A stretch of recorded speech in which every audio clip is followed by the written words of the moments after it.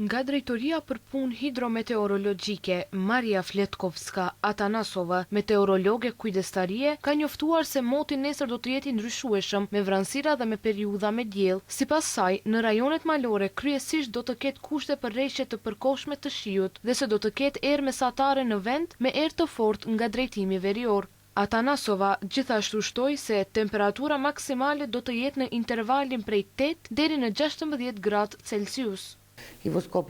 Edhe në Shkup, moti nesër do të jetë i ndryshueshëm me vranësira, me periudha me diell dhe erë mesatare nga drejtimi verior. Temperatura maksimale do të arrijë deri në 13 gradë Celsius. Të mërkurën dhe të enjten do të mbizotërojë mot stabil dhe i thatë. Do të fryej erë mesatare e fortë nga drejtimi verior nga mbrëmja e së enjtes deri në fund të vikendit.